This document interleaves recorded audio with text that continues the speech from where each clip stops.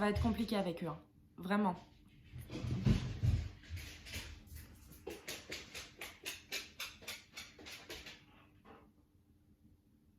C'est bon? Est-ce que je vais pouvoir commencer une vidéo tranquillement ou pas?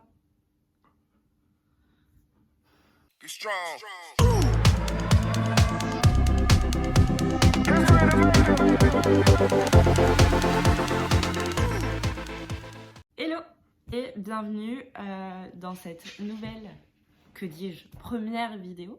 Déjà, on va commencer par le commencement. Enchantée, moi c'est Charlotte et je suis là aujourd'hui pour vous raconter un peu ma vie parce qu'on va pas se le cacher, j'adore faire ça. Mais je vais vous expliquer un peu le contexte de pourquoi je fais cette première vidéo YouTube et on passera après à la story time en elle-même. Déjà, petite chose avant de commencer, j'ai un chat et un chien qui ont la fâcheuse tendance de se bagarrer et de jouer ensemble H24, ce qui fait que si vous entendez des bruits ou des choses comme ça, c'est normal. Je suis désolée si la vidéo n'est pas droite, je suis désolée pour le cadre dégueulasse. C'est un peu à l'arrache, un peu à mon image. Je vais pas vous impressionner de la vidéo, avoir des décors et des malades mentales. Si je continue les vidéos, effectivement, ça ne sera pas le cas. Nature, peinture, j'ai les sourcils pas épilés, je suis à peine maquillée,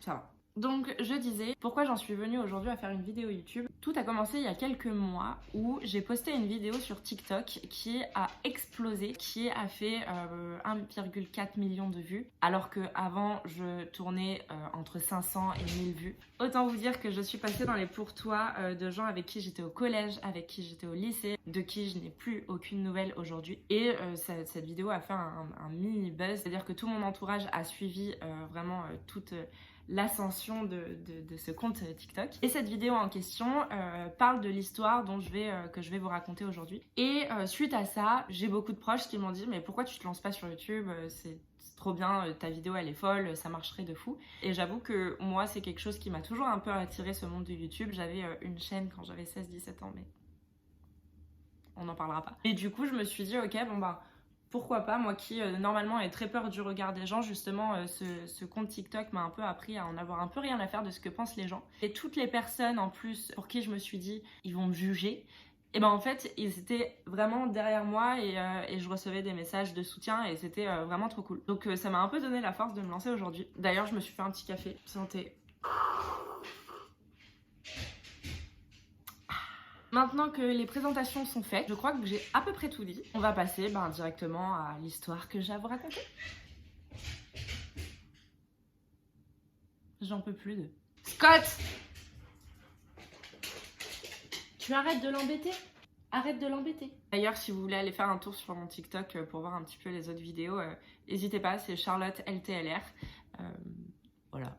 Ah oui, et si vous venez de cette vidéo sur TikTok, n'hésitez pas à me laisser un petit commentaire sur une vidéo en me disant que vous venez de YouTube, ça me fera trop plaisir. Donc on va commencer avec cette histoire un petit peu incroyable qui s'est passée. Tout commence il y a quelques années, j'étais à l'époque sur Tinder. Je pense qu'on a tous eu un peu cette période Tinder. Et un jour, je match avec un garçon qui est plutôt beau gosse, on va pas se le cacher. Et qui, en discutant, vraiment avait une conversation qui était vraiment cool. Pas comme du « Salut, ça va, tu fais quoi dans la vie ?» Non, vraiment, il était drôle, petite pépite. Et il faut savoir que je suis très proche de ma maman. Ce qui fait que même pour mes rencarts et mes dates Tinder, je lui raconte toujours tout. Et je parle avec ce garçon pendant 2-3 jours.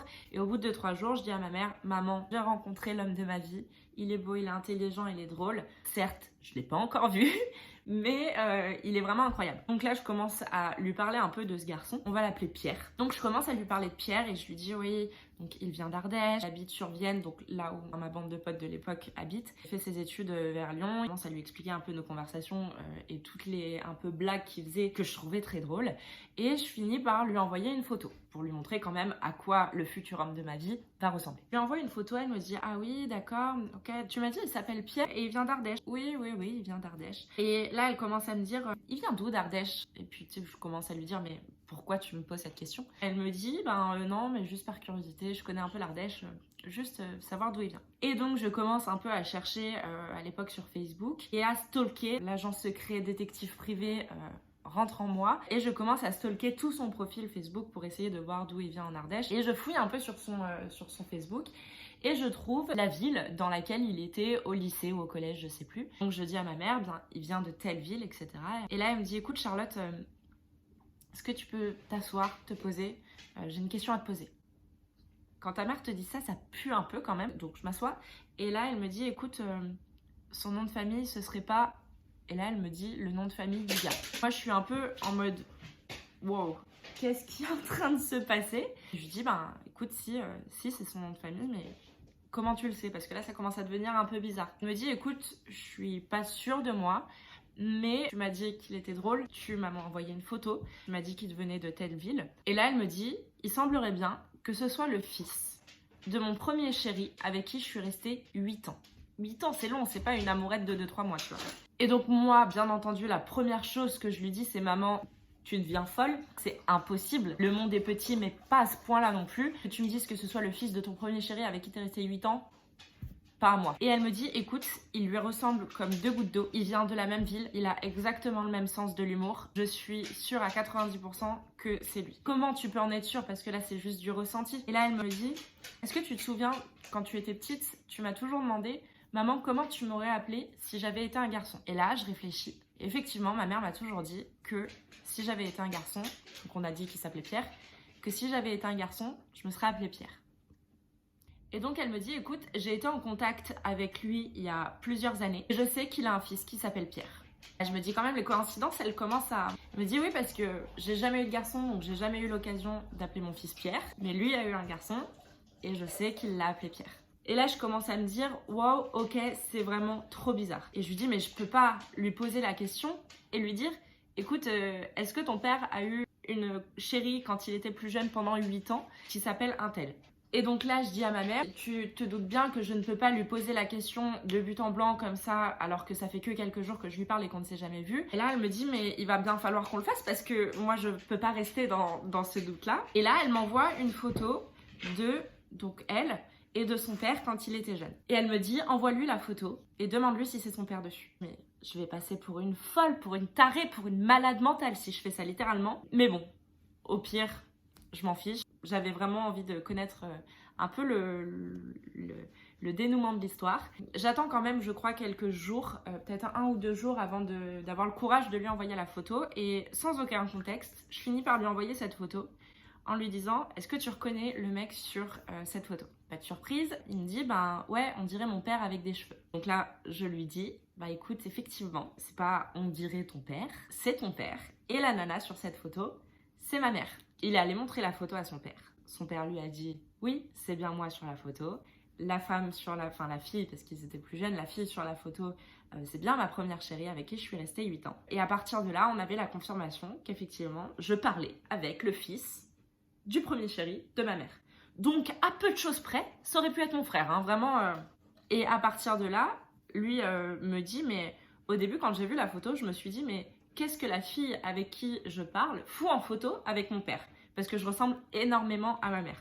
Et enfin bon, après ça, on décide de se rencontrer. Santé. Autant vous dire que dans les premiers temps, on parlait vraiment que de cette histoire. C'est quand même assez improbable, ce qui est vrai. Et au final, ça n'a pas forcément marché entre nous. On a vraiment plus kiffé l'histoire de nos parents que la nôtre. Mais j'ai une update sur ce gars-là. Moi, j'habite sur Lyon. Et un jour, je sors avec des amis en boîte sur Lyon.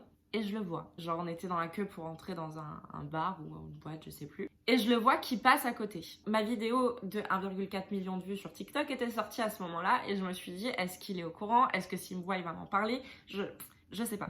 Heureusement, heureusement ou pas, il ne m'a pas vue. Moi, j'aurais été un peu gênée. Mais du coup, il ne m'a pas vue. Jusque-là, tout va bien. 4 jours plus tard, je me remets sur Tinder et je tombe sur lui et je vois à moins d'1 kilomètre, sachant qu'aujourd'hui j'habite plus à Lyon même, j'habite à 20 minutes de Lyon et je vois sur sa description nouveau sur Lyon et donc là le nom de la ville dans laquelle j'habite. Et en fait maintenant il habite dans la même ville que moi.